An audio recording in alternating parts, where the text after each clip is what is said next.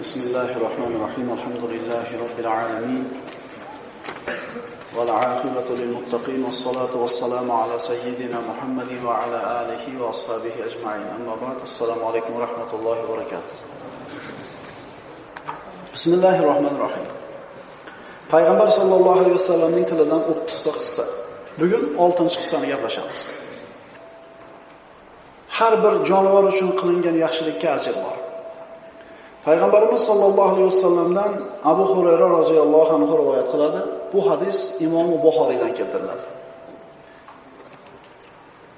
Qala Nabiy sallallohu alayhi vasallam baynama rajulun yamshi bi tariqin ishtadda alayhi al-atash fawajada bi'ran fanazala fiha fashariba thumma kharaja. Rasululloh aytadilar, bir kishi yo'lda ketib borar ekan, qattiq chanqadi. Yo'lida bir quduqni ko'rdida, unga tushib, uning suvidan ichib qaytib chiqdi. Fa iza kalbun yalhasu ya'kulu thara min al-atash. Chiqib qarasa bir it chanqoqni qattiqligidan, chanqaganligidan tuprog'ini yalayotganligini ko'rdi. U kishi aytdi: "Laqad balagha bi hada min al-atash mithlu alladhi kana balagani."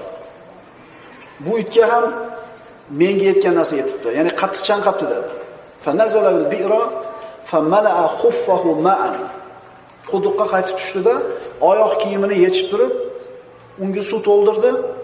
فامسكه بفيه حتى رقي فسق الكلب. Ana shu oyoq kiyimiga suvni quyib chiqib, itning tumshug'iga tutdi va shu bilan itni sug'ordi, chanqog'ini qoldirdi. Fashakarallohu lahu va g'afara lahu. Mana shu qilgan ishini Alloh taolo, mana shu ishi uchun Alloh taolo uni gunohlarini mag'firat qildi. Bitta itni sug'orib qo'yganiga hamma gunohini Alloh taolo mag'firat qildi. Bu kishining qalbida atrofidagilarga rahm shafqat bor bo'ladigan bo'lsa, Alloh tomonidan bir mag'firatga yetishligini bir dalili bo'ladi. Taassub zamonimizda mana shu odamlarning qalbida rahm shafqat degan sifat yildan yilga ko'tarilib ketyapti.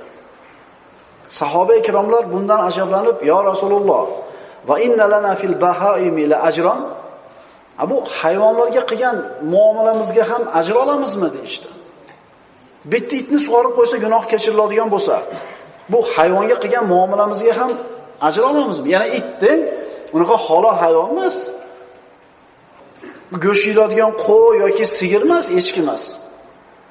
Tumshug'i tegsa falon marta yo'li, falon marta tuproq ish qiladigan hayvonni ga shafqat qilinganligi uchun Alloh taolo gunohini kechiryapti. Itga rahmat qilsa, itga shafqat qilsa gunohini kechiryapti. Endi inson insonga shafqat qilsa qanaqa bo'ladi? Musulmon musulmonga shafqat ko'rsatsa, rahmat ko'rsatsa qanaqa bo'ladi unda? Payg'ambarimiz aytdilar, "Ha, har bir jonivor uchun qilingan yaxshilikka ajr bor." Hadisdan olinadigan saboqlar. Birinchidan, qadrun ni'mati 'inda zawal. Ne'matning qadri shu ne'mat yo'q bo'lgandan keyin bilinadi. Suvni maza ekanligini kunduzi sezyapsiz. U boshqa taomni qo'ying, boshqa taomni qo'ying. Mana boyaga it chanqaganligidan, suv topolmasdan qiylanganligidan, holi nochor bo'lib turganini ko'rib, boyaga odam suv ichib oluvdi o'zi. Indamay ketsa bo'laverardi. Mana ro'zaning hikmatlaridan bittasi shuki, hech qachon qorni ochmaydigan odam qorni ochadigan odamlarning holiga tushadi-da, ularning holiga yetadi. Ha, qiyin ekan deb qo'yadi. Hech qachon chanqamaydigan odam suv turib ichmasdan o'zini chanqatganidan keyin qadriga yetadi bu narsani.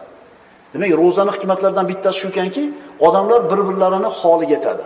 Qorni to'g'di, qorni och bilan yo'q. Zamonamizdagi bir hakim bo'lgan odamlardan biri odamlarning ichki a'zolarini almashtiradigan bir shifoxonaga borib turib, narxlarni ko'ribdi. Pochkani qanchaga peresadka qiladi, jigarda qanchaga almashtiradi. Xullas, mana shu ichki a'zolarini peresadka qiladigan devannisaga borib, narx-navolarni ko'rgandan keyin pochka narxi moncha yana nima almashtiriladi?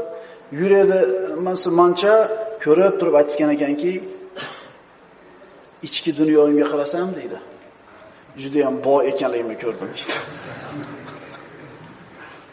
Bitta pochkasini almashtirishliklarni eshitganidan keyin boyligini ko'rgan ekan. Aytmoqchimizki, odam bolasi o'zidagi bor ne'matni qadriga yetmaydi, uni ne'matligini bilmaydi. Qachonki yo'qotganidan keyin, ha, mana qaydi ekan deydi. Sezdigan ne'mat, eng katta ne'mat qaysi ne'mat ekanligini.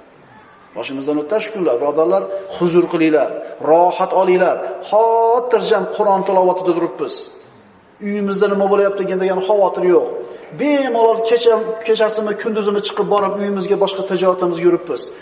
Huzur olinglar birodarlar. Chunki Alloh taolo ne'matini doimiy qilib qo'ysa, ne'mat ekanligi esimizdan chiqib qoladi. Shukr qilaylik birodarlar, shukr qilaylik. Ikkinchi olinadigan xulosa, xayriyat amallari insonni Alloh taoloning roziligiga qarab olib boradi. Alloh rozi bo'lishini xohlaymizmi? Savobli amallarga ko'proq intilaylik. Solih amallar. Bular ham Alloh taolaning rizoligiga olib boradigan narsa.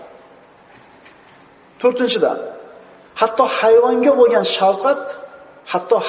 bo'lgan shafqat uchun Alloh taolo rozi bo'lar ekan.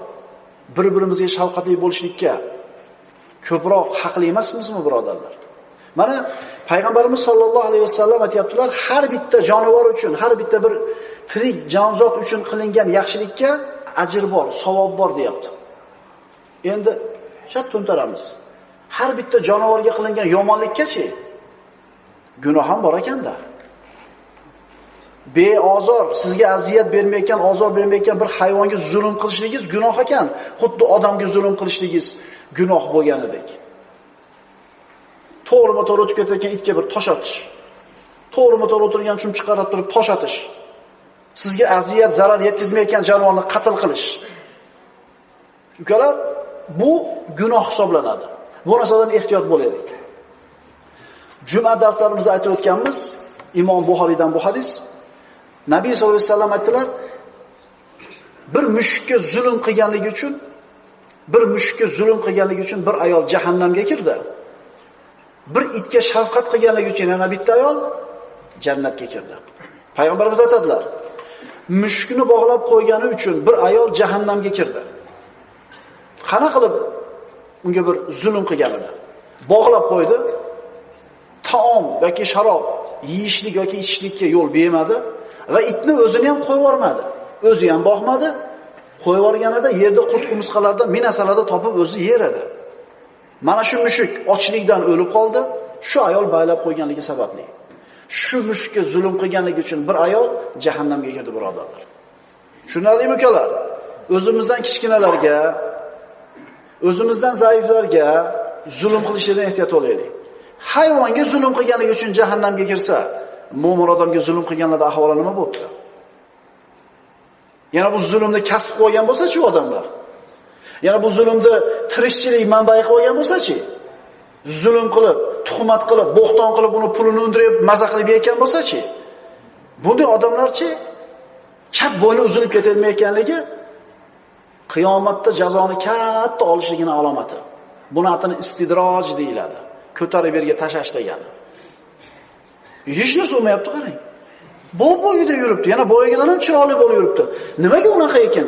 Men 1 so'm birodar pulni nohaq yeb qo'ysam, bilsam teshib chiqsa. Yo mashinam buzilib qoladi, yo 1 so'm pul harom bo'ladigan bo'lsa.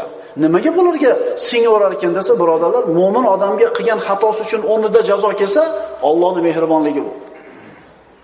Endi zulmni kasb qilganlarda shunday xotirjam yurishligi istidroj deyiladi. Fir'avn ham birodarlar, men ana robbukumul a'la degan. Men sizlarda eng oliy parvardigoringlarman degan. Musa va Harun alayhissalomlar uni duoibat qilib qarg'aganidan keyin rivoyatlarda 40 yildan keyin suv bosgan ekan. Muhammad Mustafa sallallohu alayhi vasallamni Ka'batullohning oldida mavzudan chiqib ketish bo'lsa ham aytayapman. Sajda qilib turganida iche-chavoq olib kelib bo'ynlariga tashab qo'yishdi. Rosa kulishdi shu mushriklar. Rasululloh mana shu iche-chavoqni olib qo'yadigan birorta odam bo'lmadi ustidan. Qizi Fatima onamiz kelib olib qo'yganidan keyin Rasululloh namozini tugatib, borib mana shu yerda ashada o'tirgan mushriklarning eng kattalarini duoibat qildi. Allohumma alayka bi utba. Allohumma alayka bi shayba. Allohumma alayka bi bittama bittatini aytib, mana shularni duoibat qildi. Nima bo'ldi? Shart osmondan chaqmoq tushib, kuydirib tashladi ularni shu lahzada. Hech narsa bo'lmadi. Muhammad Mustafa sallallohu alayhi vasallamning duosi ijobat bo'lishiga birodarlar 4-5 yoki 6 yil vaqt kerak bo'ldi. Badr g'azotida yer tishladi bularning hammasi. Shuning uchun zulmdan ehtiyot bo'laylik. Chunki zulm qiyomat kunida zulmatlarga sabab bo'ladi. Endi yana bir ayol qalbida bir hayvonga shafqat uyg'ongani uchun jannatga kirdi. Yana bu ayol kim edi? Banu Isroilning fohishalaridan edi, bag'iylardan edi. Payg'ambarimiz sollallohu alayhi vasallam aytadilar: "Baynama kalbun yutifu bi rakiyatin kada yaqtuluhul atash, id ra'athu baghiyun min baghaya bani Isroil, fanaza'at muqaha, fasaqathu faghufira laha bihi." Banu Isroilning bag'iylardan bo'lgan bir ayol chanqoqdan o'lib qolishiga yaqin bo'lgan itni ko'rdida, haliginga qalbida shafqat, rahmat uyg'ondi, oyoq kiyimi bilan suv ichirib qo'yib, Alloh gunohlarini kechirib tashladi. Qarang, bu bir marta zino qilgan emas bu ayol. Bu zinoni kasb qilgan. Endi bitta itni sug'orib qo'yishlik nima-yu? Bu umri bo'yi fohisha bo'lishlik nima? Qanday bu taqqoslash mumkin? Birodarlar, Allohning rahmati keng. Agar Alloh siz bilan bizga rahm shafqat qilishni xohlasa, gunohni kattasi bo'lmaydi. Alloh xolasa hamma gunohni kechiradi. Shirkdan boshqa. Lekin bu ayolni mana shunday bir katta gunoh kabirani kasb qilganiga qaramasdan, shafqatli bo'lganligi uchun hayvonga gunohini kechirdi. Demak, birodarlar, hadisga nihoyasimiz, har bir jonivorga qilingan yaxshilik uning uchun ajr bor. Va har bitta qilingan yomonlik esa mana shu jonivorlarga inson uchun gunohni yetaklaydi. Alloh subhanahu va taolo mahluqotlariga qalbida rahm shafqatli bo'lgan bandalar qatoriga qo'shgan bo'lsin. Aqulu qawli hada va astagfirulloh li va lakum. Assalomu alaykum va rahmatullohi va barakatuh.